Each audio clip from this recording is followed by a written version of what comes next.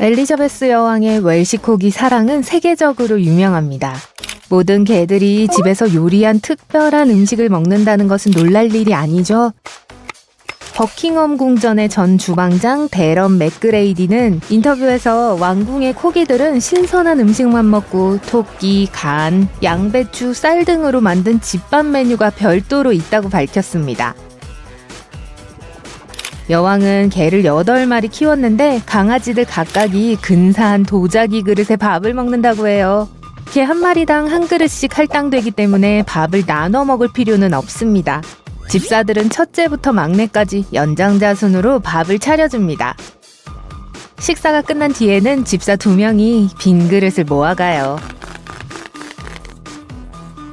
여왕은 2015년에 코기 번식을 중단했습니다. 하지만 언론 보도에 따르면 여왕에게는 여전히 2마리 코기가 있다고 해요. 고급 요리뿐만 아니라 여왕의 왕실 동물들에게는 그들의 모든 필요를 돌봐주는 별도의 집사가 있습니다. 버킹엄 궁전에서 왕대접을 받는 반려동물은 개뿐만이 아니에요. 말들도 마찬가지예요. 어쩔 때는 여왕 폐하께서 직접 먹이를 줄 때도 있어요. 그리고 이럴 땐 아무 당근이나 사용할 수는 없어요. 손가락 크기의 껍질을 벗겨서 모든 당근을 완벽하게 손질해야 하죠. 왕실 직원들에게는 차를 우리는 규칙이 수없이 많습니다. 완벽한 레시피는 찻잔 하나에 찻잎을 한 티스푼 넣는 거예요. 녹차의 온도는 70도씨, 얼그레이 또는 잉글리시 브렉퍼스트 티는 100도씨여야 하죠. 우유는 항상 마지막에 첨가해야 합니다. 차를 대접하는 사람들은 반드시 온도계를 사용하여 물의 온도를 확인해야 합니다. 녹차는 3분 안에 우려내야 하고 홍차는 5분이에요. 왕실에서 마시는 차는 꿀로만 단맛을 내야 해요. 여왕의 궁전에서 직원으로 일하는 사람들은 약 1000명 정도입니다. 188개의 소박한 직원용 침실이 있는데 이 침실에서는 장시간 근무 후 직원들이 잠을 잡니다. 많은 언론 보도에 따르면 왕실에 고용되는 것은 보이는 것만큼 어렵지 않다고 해요. 하지만 놀랍게도 평균 월급은 그리 높지 않아요. 비교적 수수한 환경에서 살아야 하고 오랫동안 가족과 헤어져 지내야 하죠. 왕궁에서 일하는 장점은 몇 가지가 있어요. 무료 전화, 자동차와 자전거 임대, 공짜 점심 등이 있죠. 일상적으로 왕궁에 사는 사람들에게는 모든 식사가 무료입니다. 여왕의 궁전 중 한 곳에서 새로운 직원이 필요할 때는 공식 웹사이트에 광고를 올려요. 왕실에서 집사로 일하고 싶은 사람들은 먼저 옥스포드셔 블레넘 궁전의 버틀러 과정에 지원할 수 있습니다. 이 기관에서는 기간별로 다양한 유료 에티켓 과정을 제공하며 여기엔 7,000파운드 상당의 4주간 교육 과정도 포함되어 있어요. 하지만 취업이 보장되는 건 아니고 기회를 넓혀주는 것뿐이에요. 최근 몇 년 중 올라온 왕궁의 일자리 중 하나는 에딘버러 홀리로드 하우스 궁전에서 여왕의 역사적인 꽃병과 대체할 수 없는 그림을 닦는 일이었습니다. 이 일을 하게 된 사람은 1년에 $1,500 정도의 급여를 받고 일주일에 20시간씩 일을 해야 했습니다. 관련 경험은 따로 필요하지 않고요. 왕실 직원의 가장 중요한 자질은 비밀을 잘 지키는 것입니다. 왕실에서 일을 하면서 직원들은 언론에서 관심을 가질 법한 예민한 정보들을 보고 듣게 될 수 있을 겁니다. 옛날 직원 중 몇몇은 왕궁에서의 일에 대한 책을 쓰기도 했어요. 따라서 요즘은 왕실의 모든 신입 직원들은 비공개 계약에 서명해야 해요. 버킹엄 궁의 전화 교환원들은 일주일에 7,000통 이상의 전화를 받습니다. 언론 보도에 따르면 이들의 연봉은 23,000파운드부터 시작하여 복리후생까지 따로 나온다고 해요. 저녁 식사 준비가 완료되면 이 사실을 항상 우아하게 여왕에게 전달해야 합니다. 여왕에게 말을 걸 수 있는 영광을 얻은 사람들은 특별히 예의 바른 말을 배워야 해요. 즉흥적이고 비격식적인 표현은 환영받지 못하죠. 왕실 직원들이 저녁 다 됐어요 라고 말한다면 해고를 당할 수도 있을 거예요. 대신 이들은 이렇게 말해야 합니다. 폐하, 저녁이 차려졌습니다. 찰스 왕세자는 사냥 후에 반숙란을 먹는 습관이 있었습니다. 그리고 그가 언제 도착할지는 보통 예상하지 못했기 때문에 주방 직원들은 이상한 규칙을 만들었어요. 도착 예정 30분 전에 왕자가 사냥 후 즉시 신선한 간식을 즐길 수 있도록 3분마다 계란을 삶기 시작한 거죠. 모든 주방 직원들은 왕실 가족들의 식단에 대한 엄청난 제한 목록을 가지고 있습니다. 식중독의 위험을 낮추기 위해서죠. 여행 시 수돗물을 마시는 것은 금지되어 있으며 타르타르와 같이 날고기나 덜 익힌 고기로 만든 이국적이거나 매운 음식은 먹지 않습니다. 여왕과 왕족 사람들은 절대 손으로 음식을 먹지 않습니다. 과일을 먹을 때도 항상 나이프와 포크를 사용해요. 전직 왕실 요리사 데런 그레디는 11년 연속으로 피자를 만들어 본 적이 없었다고 고백했어요. 메뉴는 매우 보수적이었죠. 여왕은 그에게 햄버거를 제외하고는 어떤 패스트푸드도 요리해달라고 부탁한 적이 없었다고 해요. 하지만 버거는 빵 없이 사슴고기 패티로 아주 특별한 방식으로 만들어져야 했어요.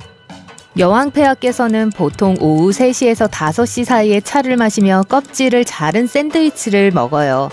가장 좋아하는 샌드위치 토핑은 오이, 발모랄 훈제 연어, 머스타드를 곁들인 햄, 마요네즈를 곁들인 계란 참치입니다. 음식을 서빙하는 왕실 직원들에게는 독특한 지도가 있습니다. 다양한 가족 구성원들에게 다양한 식사를 제공하기 위해서죠. 왕실의 생활과 요리를 쉽게 하기 위해 이 서빙 규칙은 수십 년 동안 그대로 내려오고 있어요. 버킹엄 궁에서는 아침에 청소기를 돌리는 것이 금지되어 있습니다. 대신 청소팀에서 조용히 카펫을 쓸어요.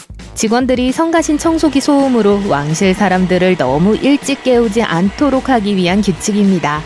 오직 왕족들만 원하는 곳을 어디든 걸어 다닐 수 있어요. 궁전에는 긴 복도가 많은데 직원들에게는 카펫 가운데를 걸어서는 안 된다는 무언의 규칙이 있다고 해요. 신발에서 흙이 떨어지거나 불필요한 발자국을 남기고 카펫이 닳지 않도록 하기 위해서 직원들은 복도의 측면으로 걷는다고 합니다. 버킹엄 궁전의 대부분의 직원들은 하루 종일 서서 일해야 하기 때문에 등이 아주 튼튼해야 해요.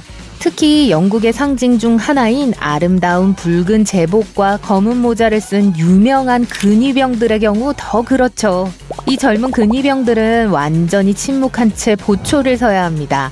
만약 경비원이 웃거나 관광객들과 이야기하는 것이 발각되면 월급의 3분의 1에 해당하는 벌금을 물게 됩니다. 그러니 만약 버킹엄 궁전을 여행하게 된다면 그들을 배려해서 웃게 만들 생각은 하지 마세요. 보모들도 많은 어려움을 겪습니다. 이들은 적절한 영양 섭취, 사이버 보안, 안전 운전까지 많은 책임을 지고 있죠. 이 직업을 갖기 위해 여성들은 3년간의 집중 훈련을 이수해야 합니다. 모든 보모들은 야외 활동을 장려하는 아주 옛날 스타일의 교육을 받아요. 그렇기 때문에 비가 오고 춥더라도 집 밖에서 많은 시간을 보낼 마음의 준비를 해야 합니다. 버킹엄 궁전의 보모들은 결혼식이나 생일 파티와 같은 공식적인 행사에서만 전통적인 유니폼을 입어요. 보수적인 황갈색 유니폼, 중절모, 흰 장갑 등을 착용해야 하죠. 나머지 근무 시간에는 평상복을 입을 수 있습니다. 놀랍게도 채용 예정인 왕실 직원들의 신분 확인은 4주에서 6주밖에 걸리지 않습니다. 그리고 모든 지원자들이 영국 시민이어야 하는 것은 아니지만 영국에서의 취업 허가는 필수적이에요. 공식적인 의례에서는 왕족들이 공공 행사에 갈 때 반드시 의전을 받아야 한다고 규정되어 있습니다. 그러나 엘리자베스 여왕은 이전에 운전대를 잡고 자신의 사유지를 돌아다니는 것이 언론에 포착된 적이 있어요. 여왕이 18살이었을 때 여성 국방의용국의 운전수로서 수업을 받은 적이 있거든요.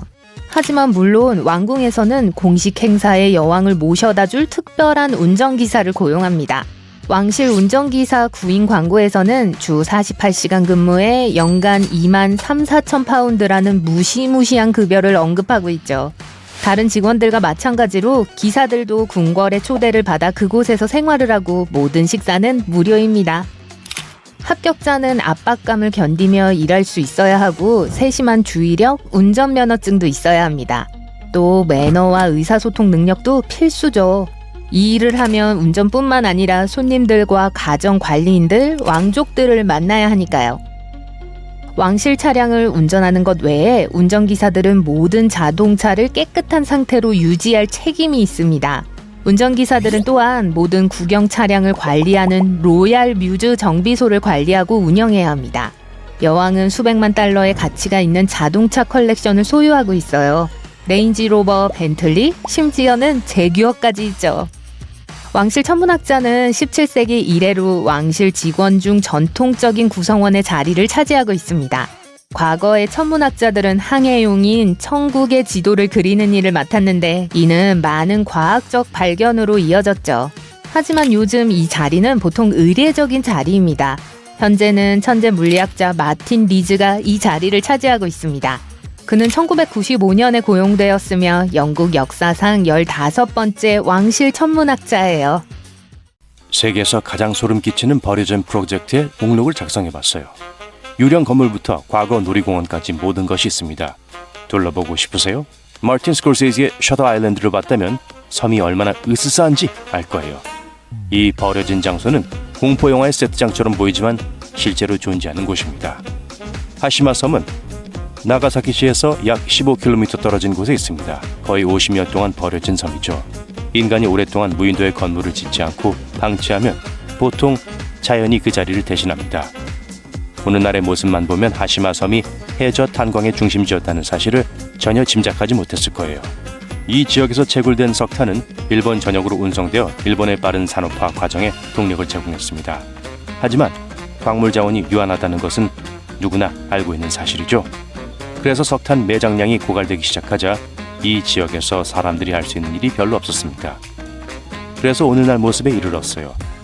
모험을 즐기고 싶다면 나가사키시에서 배를 타고 하시마 섬으로 가서 이 디스토피아 공상과학 도시를 직접 체험해 보세요. 풀이 무성한 빈 아파트 건물을 둘러보고 무너질지도 모르는 건물에서 멀리 떨어지는 게 좋을 거예요. 일요일에 즐기기 좋은 여행이네요. 어떠세요? 저는 이곳을 어두운 반전이 있는 디즈니라고 부르고 싶어요. 2014년 개발자들이 튀르키예의 숲의 고급스러운 디즈니 같은 성으로 이루어진 고급 빌라를 짓는 것이 좋겠다고 생각했습니다. 그들은 이 프로젝트에 37만에서 50만 유로를 투자할 수 있는 상류층 유럽인을 목표로 삼았습니다. 온천으로 유명한 마을 근처에 지어졌기 때문에 이 호화로운 콘도의 소유주들은 원기 회복에 좋은 온천수로 채워진 자쿠지까지 즐길 수 있었습니다. 문제는 대중이 이 아이디어를 좋아하지 않았다는 것입니다. 일부 사람들은 이 건축물이 이 지역의 고전적인 오스만 스타일과는 거리가 멀다고 불평하기 시작했습니다. 또 다른 사람들은 회사가 이 동화 같은 마을을 짓기 위해 너무 많은 나무를 베어냈다고 생각했어요. 결국 개발자들은 벌금이 너무 많이 쌓여 파산을 선언해야 했고 프로젝트는 중단되었습니다. 하지만 성을 허물진 않았어요. 그래서 디즈니 실사 영화를 피틀어 놓은 것처럼 보이죠. 고층 건물은 멋지지만 세계에서 가장 높은 유령 건물을 본 적이 있나요? 골든 파이낸스 170는 골든 메트로폴리탄 계획의 중심이 될 예정이었던 억만장자 판수통이 소유한 인공 도시입니다. 이 미니 도시는 텐진 시내에서 몇 분 거리에 있는 주거 및 상업 중심지가 될 예정이었어요. 프랑스와 이탈리아 스타일의 저택, 폴로클럽, 와인 박물관이 들어설 계획이었습니다. 개발자들은 확실히 슈퍼 부자들을 끌어들이는 것을 목표로 삼고 있었어요. 28층 높이의 이 건물은 미니 도시의 최고 상징물로 구상되었는데 건물 꼭대기가 다이아몬드 모양을 하고 있었기 때문에 말 그대로 그런 의미였습니다. 공사는 2008년이 시작되었지만 아직 완공되지 않았어요. 전체 프로젝트 비용은 100억 달러로 추산되었지만 여러 가지 불행한 사건으로 인해 완전히 실현되지 못했습니다. 어떤 사람들은 그런 곳에 살 수 있는 여유가 있는 사람들이 2급 산업도시에 살기 위해 그렇게 많은 돈을 지불하지 않은 것이기 때문에 이 프로젝트는 처음부터 실패할 운명이었다고 말합니다. 그리고 기억하실지 모르겠지만 2008년에 큰 경제 불황이 닥쳐서 일이 정말 늦어졌습니다. 그럼에도 불구하고 이 거대한 유령 건물은 당시 세계에서 5번째로 높은 건물이었죠. 유토피아와 동의어인 세 단어를 골라보세요. 저는 행복, 평화, 풍요로움이라고 말하고 싶습니다. 하지만 유토피아를 표방하는 이 도시는 이러한 특성과는 매우 거리가 멉니다. 캘리포니아에 위치한 모하비 사막에 오신 것을 환영합니다. 모래땅 위에 도시 격자 무늬가 보이시나요? 이 선들은 최종 단계에 이르지 못한 유토피아 도시의 잔해입니다. 이 도시는 원래 캘리포니아 시티라고 불릴 예정이었어요.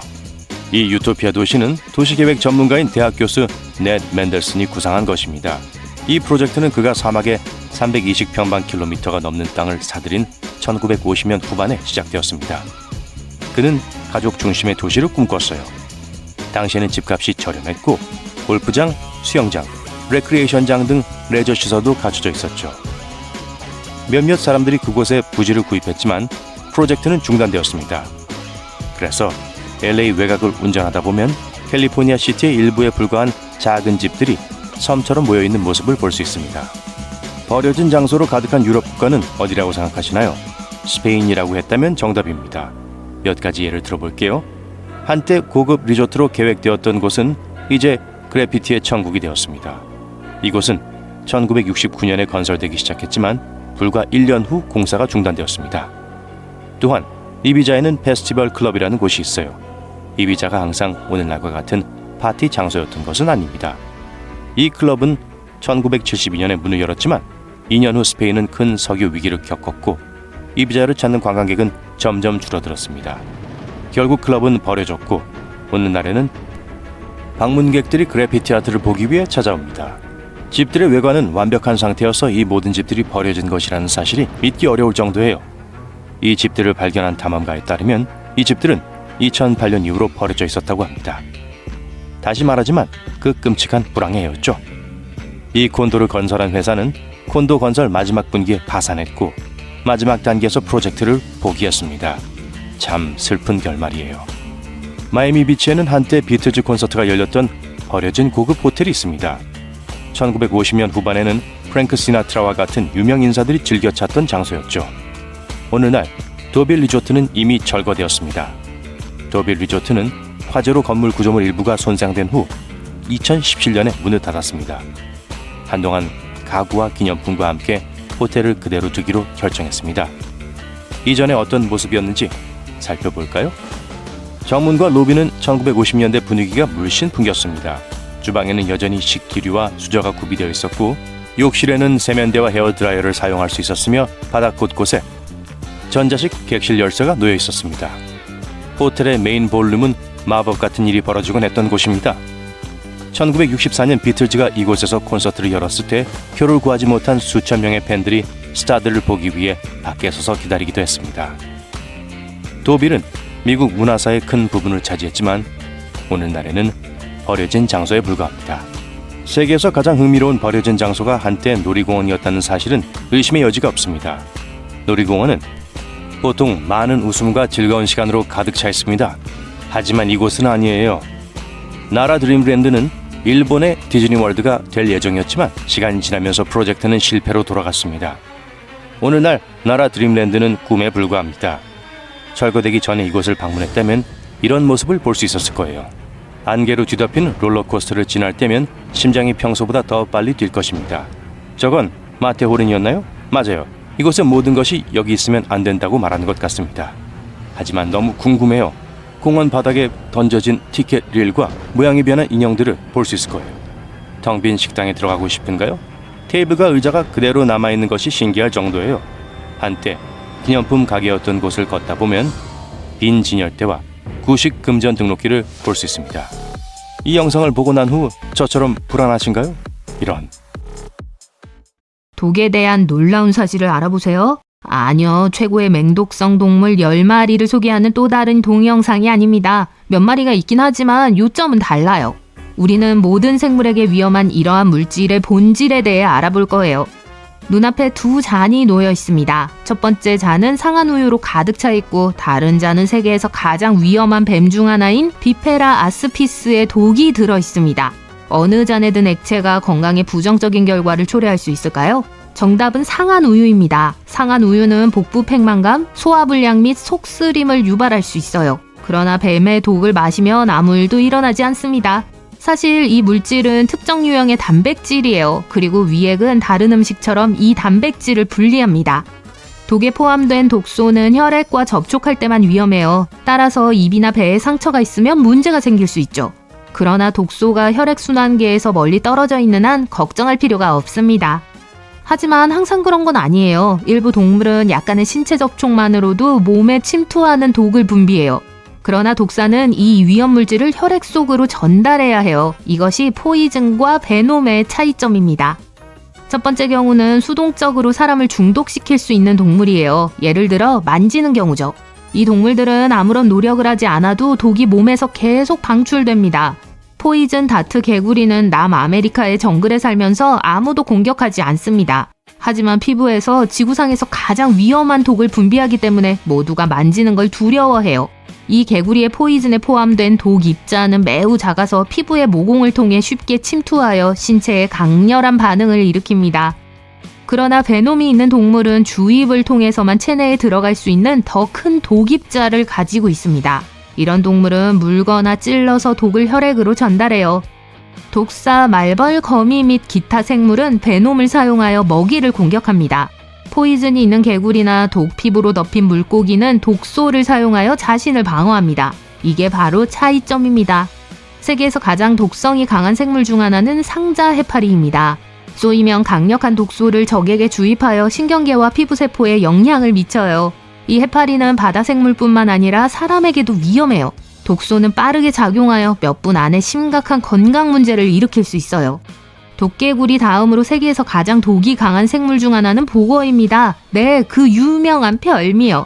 요리사가 이 생선을 잘못 준비하면 열 처리 후에도 독성이 있을 수 있다는 이야기를 들어보셨을 거예요. 보거의 독소는 청산가리보다 수천 배 더 강력해요. 보거 한 마리에 들어있는 독의 양은 수십 명에게 심각한 해를 끼칠 수 있는 충분한 독소를 포함하고 있어요. 보거는 위험을 느끼면 물과 함께 많은 공기를 삼키고 몸집이 커집니다. 이 상태에서는 독소가 들어있는 바늘이 더욱 위험해집니다. 따라서 바다에서 이 물고기를 발견하면 절대 만지지 마세요. 베놈을 사용하는 세 번째 유형이 있습니다. 이를 종래 경쟁이라고 해요. 오리너구리와 같은 독이 있는 포유류가 그 예입니다. 오리너구리의 손바닥에는 독소를 분비하는 작은 바늘이 있어요. 오리너구리는 발차기로 상대를 마비시킬 수 있습니다. 하지만 이 동물들은 짝짓기 경쟁 중에도 독을 사용해요. 암컷을 차지하기 위해 싸우는 동안 경쟁자를 물리치려고 독소의 특성을 강화하죠. 이 두 수컷은 서로를 약화시키려고 애씁니다. 독이 더 효과적인 수컷이 전투에서 승리해요. 어떤 동물은 독을 사용하기 위해 물거나 찔러야 하는 반면 어떤 동물은 누군가의 손길을 기다리기만 하면 됩니다. 하지만 독을 다트처럼 발사하는 이 작은 생명체는 어떨까요? 원뿔 달팽이를 소개합니다. 이 달팽이는 자신의 집 안에 숨어서 작은 물고기가 가까이 다가오기를 기다립니다. 그런 다음 주둥이에서 독성 작사를 쏴서 물고기를 마비시켜요. 그런 다음 달팽이는 아나콘다처럼 먹이를 통째로 삼켜요. 이 작은 동물의 독은 호흡, 시력 및 기타 문제에 심각한 문제를 일으키기 때문에 인간에게도 위험해요. 반면 원뿔 달팽이의 독에 함유된 물질은 강력한 진통제를 만드는 데 사용돼요. 그리고 동물의 독이 의학에 사용되는 경우는 이뿐만이 아닙니다. 길라 몬스터라고 불리는 독 도마뱀은 물대 침샘에서 생성되는 신경 독소를 방출해요. 이 독 때문에 이 동물에게 물린 상처는 세계에서 가장 고통스러운 상처 중 하나로 여겨지죠. 길라몬스터의 공격을 받은 사람들은 뜨거운 용암이 정맥을 통해 흐르는 듯한 느낌을 경험했다고 해요. 그러나 이 끔찍한 독은 인간에게 유용할 수 있어요. 과학자들은 이 독에서 당뇨병을 효과적으로 치료할 수 있는 호르몬을 발견했습니다. 어떤 독은 근육마비를 일으키고 어떤 독은 호흡 문제를 일으키며 어떤 독은 혈압을 상승시킬 수 있습니다. 하지만 왜 모두 다를까요? 이 모든 차이는 독이 있는 동물들이 사냥하는 먹잇감에 따라 달라집니다. 예를 들어 대부분의 독사는 신진대사가 빠른 작은 포유류를 잡아먹어요. 따라서 파충류는 혈액 응고를 방해하는 독을 개발하여 빠르게 달리는 토끼가 쉽게 몸을 제어할 수 없게 만듭니다. 그러나 냉혈 동물의 경우 이러한 전략은 효과가 떨어집니다. 그래서 일부 유형의 코브라는 신경계 내부의 전달을 막을 수 있는 신경독을 생성해요. 이러한 물질은 냉혈 생물 유기체를 효과적으로 공격합니다. 이 모든 것은 독이 있는 생물들이 서식지에 따라 독을 조절한다는 걸 암시해요. 그렇기 때문에 같은 종의 독이 매우 다를 수 있어요. 넓은 국가의 한 지역에서 독사에 물린 경우 다른 지역의 해독제가 도움이 되지 않을 수 있습니다. 생존 조건이 더 복잡한 곳에서 뱀이 적의 공격을 격퇴하거나 빠른 먹이를 잡기 위해 더 위험한 독을 개발할 수 있습니다. 하지만 이 원리는 반대 방향으로도 작동합니다. 뱀 무리를 먹이를 쉽게 잡을 수 있고 다른 동물로부터 자신을 방어할 필요가 없는 환경에 놓아둡니다. 그러면 이런 뱀들이 결국 독이 없는 뱀이 될 수도 있어요. 독을 생성하는 것이 유기체의 많은 에너지와 자원을 필요로 하는 복잡한 과정이기 때문이에요. 그래서 이런 물질을 사용할 필요가 없다면 뱀은 독 생산을 중단할 거예요. 바다뱀에게 실제 있었던 일입니다. 바다뱀은 바다 밑바닥에서 물고기를 사냥하는 지구상에서 가장 독성이 강한 동물 중 하나예요. 먹이가 자신보다 훨씬 빠르기 때문에 물고기를 빠르게 마비시킬 수 있는 강력한 독을 개발해야 했죠. 하지만 한 바다뱀 종은 이런 방식으로 먹이를 얻지 않기로 했어요. 물고기를 사냥하는 대신 물고기 알을 먹기 시작했죠. 이 먹이는 도망가지 않기 때문에 뱀은 더 이상 독이 필요하지 않습니다. 결국 뱀은 독 생산을 중단했어요. 지구상에 얼마나 많은 동물이 포이즌이나 베놈을 가지고 있다고 생각하시나요? 과학자들의 계산에 따르면 약 15에서 20% 정도라고 해요. 그러나 사람들이 생물의 다양성을 완전히 연구하지 않았기 때문에 이 수치는 훨씬 더 높을 수 있습니다. 흥미롭게도 거의 모든 동물종에는 포이즌이나 베놈이 있는 종류가 있습니다. 포유류 중에서도 오리, 너구리만이 독을 가진 유일한 동물은 아닙니다. 늘보 로리스는 귀엽고 무해한 동물처럼 보여요. 하지만 동남아시아에 서식하는 이 영장류는 물때 이빨에서 독을 분비합니다. 또한 일부 쥐쥐종은 먹이를 마비시키기 위해 같은 방식으로 독을 생성해요. 그리고 뱀파이어 박쥐는 전 세계에서 유일하게 독을 가진 날짐승 포유류입니다. 오늘날에는 포이즌과 베놈이 있는 동물이 많이 있습니다. 하지만 과거에는 어땠을까요? 많은 과학자들은 수백만 년 전에 독을 가진 공룡이 지구를 걸었다고 믿습니다. 일부 연구에서는 이 가설을 확인했어요. 이 강력한 파충류의 독샘과 조직은 우리 시대까지 살아남지 못했어요. 하지만 과학자들은 일부 공룡의 이빨에서 현대의 독사나 도마뱀이 가지고 있는 작은 틈을 발견했습니다. 선사시대 괴물들도 이 구멍을 통해 독을 분비했을 가능성이 있습니다. 2014년 12월 부다페스트의 한 지역 전체가 얼음 결정으로 뒤덮였습니다. 이 지역의 나무들은 얼음으로 인한 압력을 견디지 못하고 쓰러지기 시작했어요. 얼음 안개라고 불리는 무시무시한 현상이었습니다.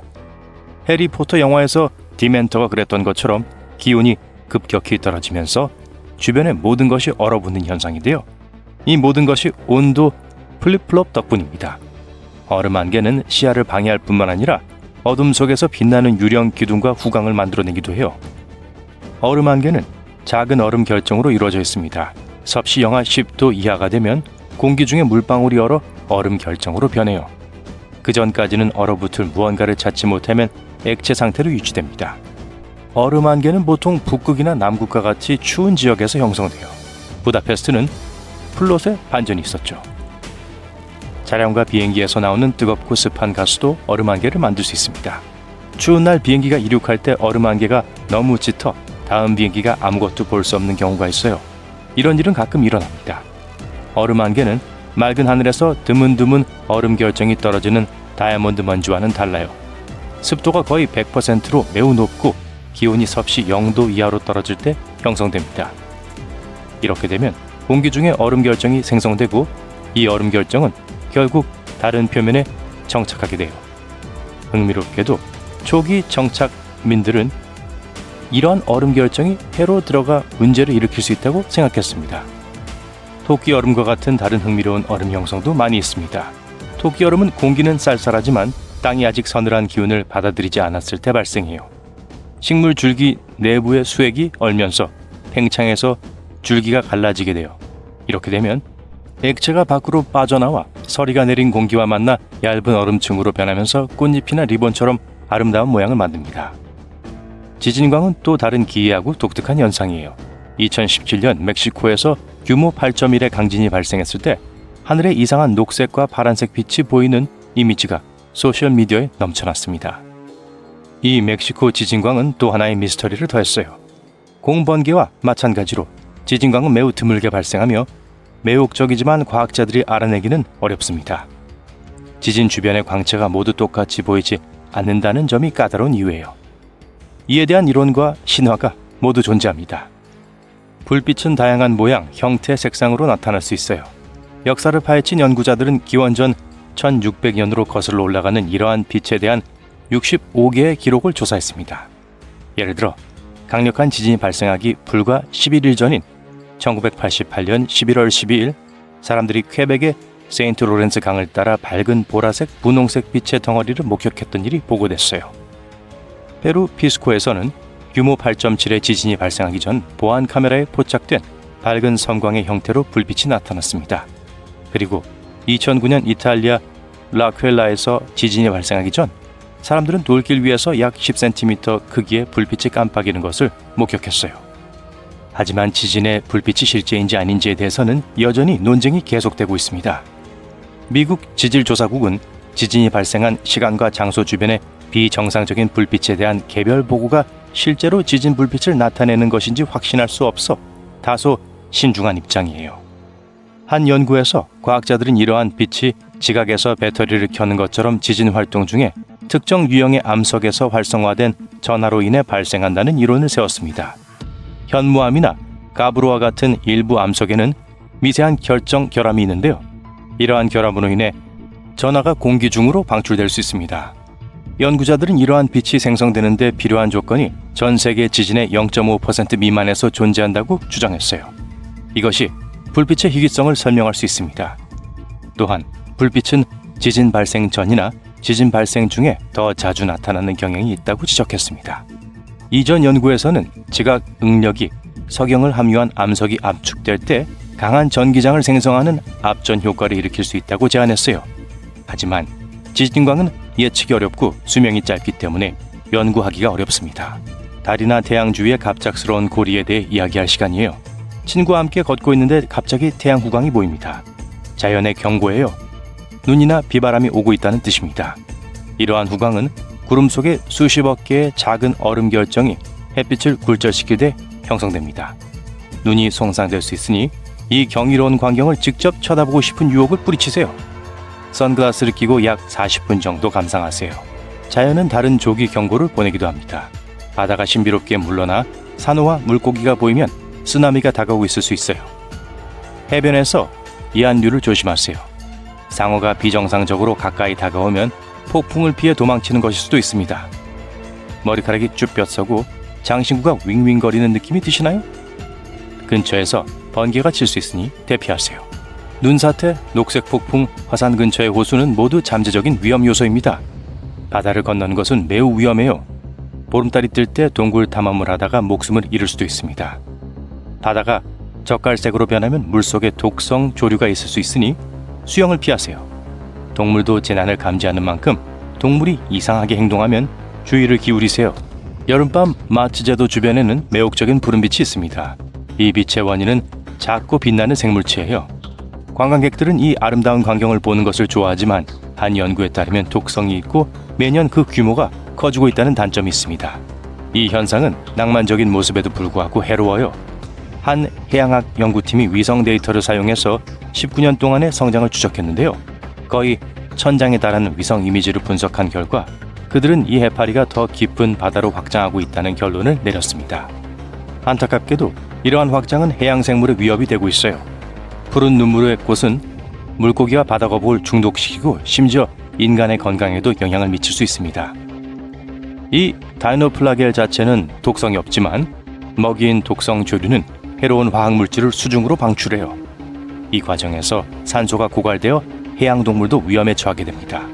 주요 원인은 불분명하지만 양쯔강 하류의 농업 오염이 중요한 역할을 하는 것으로 보여요. 농업용 유출수는 꽃의 번식을 촉진하는 영양분을 유입합니다. 삼엽댐 건설 프로젝트가 진행되는 동안 강 유량이 감소하면서 꽃의 크기가 줄어들었어요. 댐이 완공되고 강이 다시 강하게 흐르기 시작하자 꽃은 다시 성장하기 시작했습니다. 연구팀은 푸른 눈물이 계속 확대되어 해양 생물의 지속적인 위협이 되고 더 선명하게 빛나는 바다를 만들 것으로 예측하고 있습니다. 카타바틱 바람 또는 배소풍은 중력에 의해 높은 고도에서 경사면을 따라 밀도가 높고 차가운 공기가 내려올 때 발생해요. 이 바람은 때때로 허리케인 속도에 도달할 정도로 강력할 수 있지만 드물게 발생합니다. 아드리아해의 보라나 캘리포니아의 산타 아나와 같은 카타바틱 바람은 모든 하강풍과 달리 고원이나 산과 같은 고지대의 차가운 공기에서 비롯되어 공기가 하강하면서 따뜻해집니다. 온도는 발원 지역에 따라 달라요. 남극에서 카타바틱 바람은 풍장을 형성하는 데 매우 중요한 역할을 합니다. 그린란드와 남극과 같은 지역에서는 이 바람이 매우 강해져 허리케인 세력에 도달할 수 있어요. 남극의 맥머드 드라이 밸리와 같은 독특한 현상의 원인이 되며 후에기 군도와 알래스카의 윌리와와 같은 위험과도 관련이 있습니다. 세인트 엘모의 불은 언급할 만한 가치가 있는 자연현상입니다. 뇌우나 화산 폭발이 일어날 때 주변에 강한 전기장이 형성될 때 발생해요. 선박도 때, 비행기 가장자리, 날카로운 물체 등의 주변에 푸르스름하거나 보라색 빛을 발합니다. 이 빛은 이온화된 공기 분자에 의해 발생하며 조도가 낮은 환경에서 더욱 두드러져요. 섬광은 플라즈마의 한 형태로 물체 주변의 전기장이 공기 분자의 이온화를 일으킬 때 발생합니다. 구름과 지면 사이에 높은 전압 차이가 있기 때문에 뇌우 중에 발생할 수 있어요. 날카로운 지점은 전기장이 그 지역에 더 집중되어 있기 때문에 세인트 엘모 화재가 발생하기 쉽습니다. 파란색 또는 보라색으로 보이는 색은 네온사인이 작동하는 방식과 유사하지만 다른 기체를 사용하는 지구 대기 중 질소와 산소의 형광에서 비롯돼요. 이 현상은 고대 그리스부터 15세기 중국까지 역사적으로 볼 수 있는 현상입니다. 공기가 비행기 표면 주변을 쉽게 흐르게 하고 비행 동안 저항을 줄이기 위해서 비행기 날개는 매끈하게 만들어집니다. 그렇다면 왜 이런 볼록한 노란색 갈고리를 더했을까요? 분명히 공기역학에 방해가 될 텐데 말이죠. 네, 그렇지만 안전을 위해 필요한 장치예요. 비행기가 공해에 비상 착륙한다고 상상해보세요. 모든 것이 잘 되어가고 있어요. 비행기가 물 위에서 미끄러지고 있습니다. 그러고 나서 구조보트가 승객들을 대피시키기 위해 이곳으로 항해해요. 승객들은 날개 위에 위치한 비상구를 통해 비행기에서 나갑니다. 문이 열리기 전에 탈출 슬라이드가 부풀어 올라요. 승객들은 날개 위를 걸어서 슬라이드로 내려가야 해요. 하지만 날개 표면이 물 때문에 미끄러워요. 넘어져서 다칠 수도 있어요. 이를 방지하기 위해 승무원들은 구조용 밧줄을 설치합니다. 밧줄 한쪽 끝은 문에 연결하고 다른 한쪽 끝은 이 갈고리를 통과시켜서 날개 가장자리에 연결해요. 대피할 때 이 밧줄을 난간처럼 잡으면 넘어지지 않아요. 또한 밧줄과 이 갈고리로 구조보트를 날개에 연결해서 사람들이 비행기에서 멀리 떠내려가지 않도록 할 수 있어요. 그런데 비행기는 기종, 날씨 조건, 조종사의 기량에 따라 10분에서 60시간 동안 물 위에 머무를 수 있어요. 주출입구와 비상구 모두 승무원을 위한 여분의 손잡이가 있습니다. 대피하는 동안 사람들은 패닉에 빠지고 승무원들을 넘어뜨릴 수 있어요. 넘어지지 않기 위해 승무원들은 이 손잡이를 잡아요. 비행기의 안전벨트는 자동차와는 조금 다른 목적을 가지고 있습니다. 차량용 안전벨트는 수평 타격으로부터 여러분을 보호해요. 비행기는 난기류를 통과할 때 위아래로 흔들려요. 허리벨트는 승객이 천장에 부딪히지 않게 해줍니다. 승무원들은 수갑을 가지고 있어서 문제를 일으키는 승객에게 채울 수 있어요. 만약 누군가가 나쁘게 행동하고 비행을 방해한다면 승무원은 그런 승객을 좌석에 묶어둘 권리가 있습니다. 이를 위해 경찰 수갑이나 플라스틱 타일을 사용해요. 이것은 비행 중에 할 수 있는 최선이에요. 그러고 나서 착륙 후에 난폭한 사람을 신고하고 경찰에 넘깁니다. 비상시에는 산소 마스크가 자동으로 떨어집니다. 여기에는 여러분이 알지 못하는 추가적인 기능이 있어요. 압력을 균등하게 하고 패닉을 예방하는 거예요. 기압은 난류로 인해 변할 수 있습니다. 그래서 다른 것들과 함께 산소 마스크는 승객들이 침착하도록 도와줘요. 좌석은 안전한 피난처예요. 좌석 밑에 있는 구명조끼는 익사를 막아줍니다. 또한 좌석 표면은 방수 소재로 되어 있어요. 만약 선실에 물이 들어가면 좌석은 젖지 않기 때문에 춥지 않도록 해줄 거예요. 내화성도 있어요. 덮개는 불이 실내에서 번지는 것을 막아줍니다. 하지만 더 중요한 건 승객들을 불길로부터 구할 수 있다는 거예요. 물론 이 기능을 사용할 필요가 없을 수도 있지만 안심할 수 있어서 좋죠? 앞좌석의 접이식 테이블을 해먹처럼 사용할 수 있어요. 테이블 주위에 벨트, 담요 또는 수건을 묶고 발을 뻗으세요. 좌석 위 벽에 있는 검은 삼각형을 본 적이 있을 거예요. 승객 입장에서는 아름다운 비행 사진을 찍을 수 있는 날개가 가장 잘 보이는 좌석을 표시해 줄 수도 있어요. 하지만 삼각형은 사진 촬영을 위해 만들어진 것이 아니에요. 승무원들은 이 표시 아래 창문을 통해 항공기의 상태를 감시합니다. 날개가 얼거나 엔진에 불이 붙거나 조종사가 어떤 문제에 대한 신호를 받는 경우를 가정해 보세요. 그런 경우 승무원들은 재빨리 삼각형이 있는 곳으로 이동하여 상황을 평가할 거예요. 삼각형 아래에 앉아 날개를 보며 이렇게 생각합니다. 왜 날개가 비행기의 아랫부분에 위치할까? 창문 위나 중앙에 설치하면 될 텐데. 사실 어떤 비행기에는 날개가 중간 혹은 더 높이 달려 있어요. 그리고 각각의 위치는 다 이유가 있어요. 엔진과 터빈은 날개 아래에 있습니다. 지면에 가까워서 수리하기가 훨씬 쉬워요. 그리고 바다에 비상 착륙할 때 날개는 구조 쿠션 역할을 해요. 날개는 비행기를 물 위에 유지하는 데 도움을 줍니다. 날개 아래에 비어있는 연료 탱크도 비행기가 표면에 머무르도록 도울 수 있어요. 하지만 이 위치는 위험도 따릅니다. 활주로에서 비행기가 터빈으로 들어갈 수 있어요. 다행히 꼼꼼하게 청소하기 때문에 이런 일은 거의 없어요. 가운데 날개가 있는 비행기는 공기 저항이 가장 적습니다. 그래서 전투기와 초음속 항공기는 이런 방식으로 만들어요. 대형 화물기는 선체 상부에 날개가 달려 있어요. 그 덕분에 비행기는 지면에 가까이 머물게 됩니다. 그래서 화물을 싣는 게 더 쉬워요. 또한 쓰레기가 터빈에 들어가지 않기 때문에 날개가 높은 비행기는 준비되지 않은 활주로에 착륙해도 안전해요. 이런 비행기의 공기 역학은 그런 날개들 덕분에 더 잘 작동합니다. 공기 저항이 적어서 화물을 더 빨리 배달할 수 있어요. 마스크 안에 있는 산소는 화학물질의 조합입니다. 산소 탱크를 운반하는 건 항공사의 비용이 너무 많이 들어요. 많은 공간을 차지하고 무게를 증가시켜 추가적인 연료 소비로 이어지죠. 그래서 항공사들은 화학산소 발생기를 사용합니다. 머리 위 패널에 있어요. 바륨, 나트륨, 칼륨 화합물이 들어있는 작은 탱크가 있어요. 그것들이 섞여서 고온 화학 반응이 일어나고 산소를 방출해서 마스크 안에 흐르게 해요. 창문에 난 작은 구멍들은 유리가 깨지는 걸 막아줍니다. 항공기 내부의 기압은 외부의 기압보다 훨씬 더 강해요. 그 차이는 너무 커서 공기가 한쪽 유리를 깨뜨릴 수 있어요. 이를 막기 위해 작은 구멍을 뚫습니다. 공기가 구멍으로 침투하여 창문에 가해지는 부하를 줄여줘요. 그리고 같은 이유로 비행기 창문은 둥근 모양을 하고 있어요. 공기의 균등한 분배에 이상적이죠. 만일 정사각형이나 삼각형이라면 습기가 있는 기류가 모서리에 쌓일 거예요. 그것은 파괴로 이어져요. 게다가 구멍 덕분에 모든 습기가 말라요. 창문은 3중 유리로 만들어집니다. 외부 유리는 압력을 견뎌요. 가운데 유리는 퓨즈처럼 작동해요. 세 번째 층은 승객이 두 번째 층을 만지지 못하도록 보호합니다. 엄밀히 말해서 한 층으로도 비행할 수 있겠지만 위험할 거예요. 바퀴에도 추가적인 보호장치가 설치되어 있습니다. 비행기 바퀴는 착륙하는 동안 엄청난 압력을 받아요. 하지만 걱정하지 마세요. 터지지 않을 거예요. 타이어는 실제로 받는 압력보다 5배에서 7배 더 큰 압력을 견딜 수 있어요. 문에 화장실 표지판 보이세요? 그 밑에 비밀 빗장이 있어요. 승무원들은 외부에서 문을 열 수 있어요. 그러니까 완전한 사생활 보호를 기대하지 마세요. 물론 다른 승객이 그렇게 하는 건 금지되어 있어요. 객실 승무원이 비상시에 문을 열 수 있어요.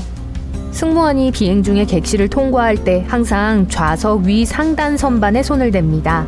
짐칸이 닫혀 있는지 확인하는 게 아니에요. 이 칸의 바닥을 따라 울퉁불퉁한 모서리 형태의 손잡이가 있어요. 승무원들은 넘어지지 않기 위해 그걸 붙잡아요. 특히 화장실 가는 길에 앉은 승객들의 좌석을 만지고 싶지 않다면 꽤 편리할 거예요. 날개 아래에 터빈을 설치하는 중요한 이유가 있습니다. 이전에 비행의 공기 역학을 향상시키기 위해 터빈을 비행기의 꼬리 부분에 설치했었어요. 엔진 중 하나가 작동을 멈추면 선실은 그렇게 많이 흔들리지 않을 거예요. 네, 비행기는 하나의 터빈만 작동하면 날 수 있습니다. 또한 꼬리 부분에 설치한 터빈 덕분에 날개는 더 얇고 유선형이 됐고 그건 공기 역학에 도움이 됐어요. 하지만 이런 구조는 추가 비용을 의미했어요. 꼬리 부분의 엔진은 유지 보수가 불편했습니다. 높은 곳에 설치되었기 때문에 정비를 하려면 특별한 장비와 여분의 시간이 필요했어요. 그리고 물론 티켓 가격도 영향을 받았죠. 그래서 돈과 시간을 절약하기 위해 날개 밑에 터빈을 설치하기 시작했어요. 이륙하기 전에 기내 불빛이 깜빡거리는 것을 본 적이 있나요? 이 현상은 조종사가 공항 전원 공급 장치에서 비행기를 분리하고 기내 전원 공급 장치로 전환할 때 발생합니다. 빠르게 전환하면 깜빡임이 발생할 수 있어요. 자, 곰과 마주쳤을 때 가장 유명한 생존 규칙은 가만히 움직이지 않고 살아있는 존재가 아닌 척 하는 겁니다. 하지만 이 규칙은 모든 곰에게 적용되는 게 아니라 회색 곰과 갈색 곰에게만 적용돼요. 북미에 계신다면 알래스카, 워싱턴, 몬태나, 아이다호, 와이오밍에서 이 곰들을 만날 수 있습니다. 여러분이 도망쳐야 하는 흑곰은 더 넓은 영토에 살고 있어요. 미국 40개 주, 캐나다 대부분 지역, 심지어 멕시코 북부 일부 지역에서도 흑곰을 볼 수 있습니다. 따라서 옐로스톤에서 하이킹을 하는 경우 흑곰이나 회색곰을 만날 수 있어요. 캘리포니아에서 우연히 만난 곰은 흑곰일 가능성이 높습니다. 그리고 털 색깔로만 구분할 수 있는 건 아니에요. 흑곰은 검은색, 갈색, 시나몬색, 금색, 청회색, 심지어 흰색일 수도 있어요. 점점 복잡해지고 있지 않나요? 예상치 못한 데이트 상대의 어깨에 혹이 있다면 회색곰일 가능성이 높습니다. 흑곰은 그런 혹이 없어요. 또한 그리즐리는 얼굴이 접시 모양이고 귀가 동글며 길고 밝은 색의 발톱을 가지고 있습니다. 흑곰은 곧고 개와 같은 주둥이, 뾰족한 귀, 어두운 발톱을 가지고 있어요. 나중에 이에 대한 퀴즈가 있을 거예요. 아마도요. 따라서 회색곰이나 불곰이 확실하다면 누워주세요. 대하 자세를 취하고 무릎을 가슴에 붙인 다음 머리를 가려 곰을 해치지 않겠다는 걸 보여주세요. 이 큰 곰들은 대부분 자신에게 위협이 있다고 느끼면 공격합니다. 절대로 곰을 따돌릴 수 없으니 시도도 하지 마세요. 곰이 여러분이 무해한 작은 사람일 뿐이라는 걸 알아차린다면 99%의 경우 지나갈 거예요. 곰의 소리가 들리지 않을 때까지 2-3분 동안 기다리세요. 곰은 사람이 일어나지 않았는지 확인하기 위해 그 주변에서 서성일 수도 있고 일어났다면 공격 모드로 전환할 수도 있습니다. 비상시를 대비해 짐을 잘 챙기고 곰 스프레이를 소지하고 있다면 곰이 18m 정도 떨어져 있을 때 안전 클립을 제거하고 곰에게 스프레이를 뿌려주세요. 곰의 얼굴 약간 아래를 조준하세요. 태아의 자세를 취하는 것보다 더 효과적입니다. 곰이 떠나면 안전을 위해 포식자와 반대 방향으로 도망치세요. 모두 이해하셨나요? 좋아요. 흑곰을 상대하는 경우는 바닥에 엎드린 태아 자세를 취해도 멈추지 않을 거예요. 곰 스프레이를 뿌리지 않았는데도 곰이 분명히 관심을 보인다면 누가 우두머리인지 보여주세요. 돌이나 물건을 던지거나 큰 소리로 너 곰! 하고 외치거나 박수를 치거나 팔과 재킷을 들어 몸을 크게 보이게 하거나 바위나 그루터기에 올라가는 등 곰을 놀라게 할 수 있는 방법은 무엇이든 해보세요.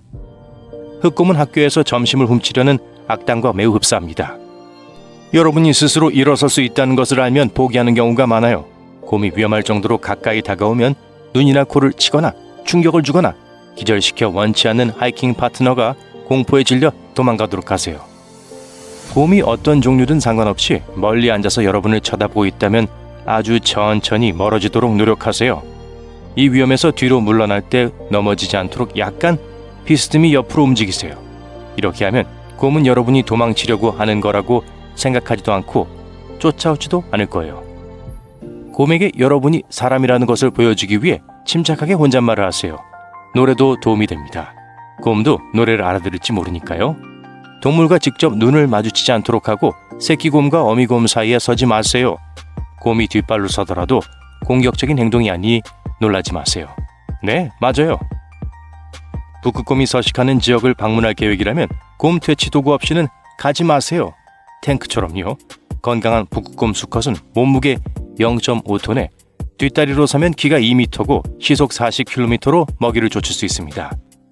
3명 이상의 무리쯤 돼야 곰에게 위협적으로 보일 수 있으니까 혼자는 외출하지 마세요. 다른 사람들과 함께 하이킹을 하고 하이킹하는 동안 대화를 나누며 인간 그룹임을 알리세요. 모든 북극곰이 여러분을 점심으로 잡아먹으려는 비열한 포식자는 아니라는 사실을 기억하세요. 일부는 그냥 어딘가로 가고 있을 뿐이에요. 어딘가로 가려는 것이 아니라 사람에게 집중하려는 듯 고개를 숙이고 다가오는 북극곰을 발견했다면 그 순간을 경계해야 합니다. 뛰지 말고 곰에게서 천천히 멀어지세요. 곰이 가까이 다가오는 경우에만 억지력을 사용하세요. 어떤 사람들은 암모니아가 훌륭한 곰 퇴치제라고 주장합니다. 곰은 암모니아를 정말 싫어하기 때문에 헝겊에 적셔서 쓰레기통에 버리면 갈색 손님이 귀찮아하지 않을 거예요. 야생에서 곰을 만났을 때 곰이 사람을 좋아하지 않는다면 암모니아가 곰을 퇴치하는 데 도움이 될 수 있습니다. 암모니아는 비강을 파괴해서 후각이 없어져 곰이 음식 냄새를 맡을 수 없게 만들 수도 있어요. 반면 사람을 쫓아 돌진할 계획이 없던 곰을 짜증나게 해서 돌진하도록 자극할 수도 있습니다. 음식물이나 악취나는 쓰레기 등 곰에게 흥미로운 냄새가 나는 것은 무엇이든 곰이 여러분을 알아보고 캠프를 확인하러 오게 만들 수 있습니다. 따라서 캠프에서 멀리 떨어진 곳에서 음식을 조리하고 쓰레기를 버리지 마세요. 텐트에 곰 스프레이를 뿌리면 원치 않는 솜털 손님을 끌어들일 수 있습니다. 페퍼 스프레이류는 음식 냄새가 나기 때문에 곰을 유인하는 한 가지 방법이 될 수 있어요. 도로에 곰이 서 있는 것을 발견하면 멈춰서서 사진을 찍고 싶은 충동을 참으세요. 최소 91m 이상 거리를 두고 안전한 곳에 차를 세우세요. 길가에 있는 곰은 사람과 교통소음에 금방 익숙해져 생명이 위험할 수 있습니다. 또한 곰이 사람의 먹이를 찾아 캠핑장이나 피크닉 장소에 접근할 가능성이 높아요. 야생과 산에 가까운 곳에 사는 곰은 방문객을 두려워하지 않고 익숙하게 지냅니다. 더글라스 하더는 2층 데크에서 어미 흑곰과 새끼 2마리가 새 모이통을 비우는 모습을 목격했어요. 잠시 후 집으로 돌아온 그는 곰 1마리가 부분적으로 열린 미닫이 문을 통해 부엌으로 침입한 것을 발견했습니다. 초대받지 않은 손님이 벽을 긁고 정크푸드를 훔쳐 달아난 뒤였죠. 하더가 곰을 쫓아내고 청소를 마쳤을 때 새끼 곰이 고양이 문으로 얼굴을 밀어넣었습니다. 그 사진은 온라인에 퍼져나갔어요. 크리스틴 존스는 노스캐롤라이나에 있는 부모님을 방문했다가 근처 호숫가에서 요가를 하기로 했습니다. 이어버드를 사용 중이었고 뒤에서 곰이 다가오는 소리를 듣지 못했어요. 갑자기 누군가 자신의 목을 킁킁거리며 핥는 것을 느꼈습니다. 크리스틴은 이웃집 개라고 생각하고 팔을 뻗어 쓰다듬으려 했지만 곰은 겁에 질려 도망쳤습니다. 크리스틴은 곰이 도망가는 모습을 사진으로 몇 장 찍었지만 아무도 활tat한 이야기를 믿지 않았어요. 그녀는 이 순간을 인생에서 가장 무서웠던 순간으로 기억하며 다시는 이런 일이 반복되지 않기를 바라고 있습니다. 이 곰은 쓰레기통이나 다른 사람의 데크에서 먹이를 찾고 있는 모습이 목격된 것으로 보여요. 북극곰을 관찰하는 과학자들은 북극곰이 얼마나 똑똑한 동물인지 주목합니다. 국제 북극곰 협회 회원들은 북극곰을 더 잘 연구하기 위해 수백 장의 사진을 찍었어요. 특수 케이지를 사용하기 전에는 높은 곳에서 내려오는 긴 장대 끝에 달린 카메라를 이용해 사진을 찍었습니다. 어느 날 카메라 플래시가 곰의 얼굴 바로 앞에서 터졌습니다. 곰은 파파라치 행동이 마음에 들지 않았지만 카메라를 망가뜨리는 대신 침착하게 한쪽 팔을 뻗었어요. 그리고는 한쪽 발톱을 카메라 렌즈의 입술까지 뻗었습니다. 곰은 영화, TV 시리즈, 다큐멘터리는 기본적으로 두 가지 상황을 보여줍니다. 유람선을 타고 바다 항해를 떠났는데 폭풍우가 몰아쳐 배가 침몰해요. 좋은 소식은 살아남았다는 거예요. 나쁜 소식은 바다 한가운데에 있다는 거고요. 또 다른 상황은 비행기를 타고 있는 거예요. 뭔가 잘못돼서 엔진에 불이 붙고 비행기가 바다에 추락해요. 물이 주위를 둘러싸고 있어 어떻게 해야 할지 몰라요. 두 경우 모두 구조대가 여러분을 구할 확률이 높습니다. 비행 관제사는 비행기가 바다에 추락했다는 사실을 재빨리 알아챕니다. 대형 선박도 마찬가지예요. 최신 내비게이션 및 통신 방법은 특히 여러 사람이 공경에 처한 경우 구조대가 사용자를 빠르게 찾을 수 있도록 도와줍니다. 그러면 더 끔찍한 상황을 상상해 볼게요. 해변 휴양지에서 친구들에게 간식을 먹고 싶다고 말했다고 가정해 볼게요. 해변에 가서 음식을 사서 바다에서 점심을 먹기로 결정해요. 쌍동선이나 작은 보트를 빌려서 해안에서 멀리 떨어진 곳으로 항해하다가 잠이 들어버리는 거죠. 강렬한 열기로 잠에서 깨어나 보니 바다 한가운데에 있는 자신을 발견합니다. 육지가 어디인지 얼마나 오래 이곳에 있었는지 전혀 알 수 없어요. 다행히 휴대폰이 있습니다. 하지만 나쁜 소식은 배터리가 다 떨어졌다는 거예요. 이쯤 되면 당황하기 시작할 겁니다. 아무리 진부하게 들리더라도 그렇게 하지 마세요. 사방이 바다로 둘러싸여 있으면 긴장이 될 수 있습니다.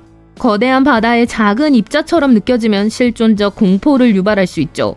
하지만 공황 상태는 상황을 더 악화시킬 뿐이라는 걸 이해해야 해요. 정신을 차리고 명확하게 생각해야 해요. 우선 여러분은 보트가 있기 때문에 유리한 위치에 있습니다. 아무것도 없이 바다에 갇히는 사람도 있잖아요. 여러분은 생존할 확률이 더 높은 거예요. 그건 그렇고 보트 없이 물속에 있어도 바지가 있다면 구명조끼를 쉽게 만들 수 있어요. 2개의 바지 다리를 매듭으로 묶기만 하면 돼요. 그런 다음 손으로 물을 튕겨 기포를 만들어서 공기가 바지 안으로 들어가도록 해요. 그리고 공기가 빠져나가지 않도록 윗부분을 단단히 잡고 목에 거세요. 이제 에어조끼가 완성됐습니다. 자, 다시 바다 한가운데 배에 갇힌 상황으로 돌아가 보죠. 바지는 없고 반바지와 티셔츠만 있습니다. 또한 불이 또 남은 것과 병에 담긴 물이 있어요. 한 번에 다 마시지 마세요. 가능한 한 오래 지속되도록 노력하세요. 그리고 바닷물을 마시지 않는 것도 중요합니다. 소금이 들어있으면 더 심한 갈증과 문제를 일으킬 수 있어요. 빗물에서 신선한 물을 모아야 해요. 물병을 열어두고 옷을 적시세요. 중요한 점은 이 옷을 입고 바다에서 수영을 했다면 옷이 얇은 소금층으로 덮여 있다는 거예요. 그러니까 먼저 티셔츠를 빗물에 적신 다음 짜서 모든 소금을 씻어내고 그 후에 옷을 사용해서 신선한 액체를 모으세요. 좋아요. 꽉 찬 생수 한 병이 있습니다. 매일 여러 번 조금씩 마시면 일주일 동안 충분히 마실 수 있어요. 이제 물고기를 잡아야 합니다. 좋은 소식은 바다 생물이 여러분에게 다가왔다는 거예요. 보트는 해양 생물에 관심을 끌고 있어요. 그들은 호기심에서 또는 보트를 피난처로 사용하기 위해 이쪽으로 와요. 이제 여러분이 해야 할 일은 점심거리를 잡는 것뿐입니다. 신발을 신고 있다면 신발끈을 사용하거나 옷에서 천조각을 찢어 작은 밧줄을 만드세요. 브리또 조각이나 물건을 밧줄 끝에 매달고 낚시를 시작하세요. 이제 음식과 물만 있으면 걱정할 게 없습니다. 상어만 조심하세요. 밝은 색이나 바다의 피 한 방울이 이 사냥꾼들을 끌어들입니다. 소리를 지르거나 손을 물 위로 쳐서 겁을 줘 쫓아낼 수 있습니다. 더 많은 소리를 내세요. 그러면 물고기를 놀라게 할 거고 그들은 무방비 상태의 물개가 아니라 매우 위험한 짐승인 인간을 만났다는 걸 이해하게 될 거예요. 네, 상어와의 싸움이 공상과학 영화에서 나온 것처럼 들리긴 하지만 그래도 잃을 것이 없다면 공황 상태에서 헤엄치는 것보다 코를 치는 게 나아요. 자, 여러분은 물고기와 물, 권력을 모두 가졌습니다. 삶은 좋지만 뭔가 부족해요. 네, 생존을 위해서는 마른 땅으로 가야 합니다. 비행기나 지나가는 배에 관심을 끌어볼 수도 있어요. 신호 로켓이 없어도 괜찮습니다. 휴대전화를 사용하면 구조대원이 여러분을 알아볼 수 있어요. 기기의 미러 패널로 햇빛을 반사하고 그 빔을 신호로 사용하세요. 지나가는 배에 탄 사람이나 날아가는 비행기 조종사도 볼 가능성이 높습니다. 구조대를 놓치지 않도록 휴대폰을 준비해두세요. 그건 그렇고 많은 보트에는 좌석 아래에 빛나는 신호가 있는 조명탄과 구명조끼가 있습니다. 밤에 사용하면 사람들이 멀리서도 여러분을 볼 수 있어요. 불행히도 관광보트에는 그런 게 없어서 자신을 나타내는 유일한 방법은 전화뿐입니다. 구조할 수 있는 사람이 보이지 않는다면 바다 탐색을 시작해야 해요. 해안이 보이지 않는다면 물을 보세요. 얕은 물에서는 그늘이 더 밝기 때문에 보트 옆에 그런 것이 보이면 그 방향으로 이동하세요. 또한 파도의 방향에 주의를 기울이세요. 파도는 해안으로 향하고 있습니다. 하늘을 보세요. 갈매기나 다른 새무리를 발견하면 그들을 따라가세요. 조만간 그들이 여러분을 해변으로 인도할 거예요. 하지만 넓은 바다의 주요 랜드마크는 태양입니다. 태양은 항상 동쪽에서 뜨고 서쪽에서 지죠. 정오의 북반구에 있는 경우 태양은 엄격하게 남쪽에서 빛나고 남반구에 있는 경우 태양은 한낮에 북쪽에 있습니다. 이 표지판에 집중하면 현재 위치를 파악하고 해안을 향해 이동할 수 있어요. 하지만 여전히 어디로 가야 할지 모르겠다면 어떻게 해야 할까요?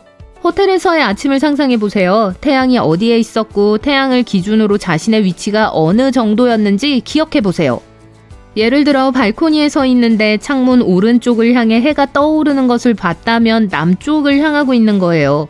탁 트인 바다에 있다면 아침 해를 기준으로 호텔이나 집의 방향을 상상한 다음 그 방향으로 이동하세요. 해안을 가리키는 다른 표지도 있습니다. 물이 탁해지면 근처 어딘가에서 강이 바다로 흐르고 있다는 뜻이에요. 이 진흙탕물을 따라 이동하세요. 구름 아래의 녹색 색조는 구름이 육지 위에 있음을 나타냅니다. 자, 여러분은 이미 며칠 동안 표류하고 있었고 모든 물 공급이 멈췄어요. 어느 순간 갈매기 비명소리가 들립니다. 위를 올려다보니 갈매기들이 어디로 날아가는지 보여요. 갈매기들을 따라가다 진흙탕을 발견합니다. 배고프고 지치고 목이 마르지만 육지가 눈앞에 있다는 생각에 행복합니다. 밤이 되자 멀리 도시의 불빛이 눈에 들어옵니다. 아침이 되면 육지에 도착해 호텔로 돌아와요. 구원의 기회는 많이 있습니다. 하지만 처음부터 침착함을 유지해야 한다는 한 가지 조건을 지켜야만 잡을 수 있어요. 사람들은 망망대해에 갇힌 지 몇 주, 심지어 1년이 지난 후에도 살아남았습니다. 일부는 부서진 배, 풍선보트 또는 배의 잔해 위에 떠 있었어요. 그때마다 삶에 대한 열망과 의지력, 믿음이 이를 극복하는 데 도움이 됐죠.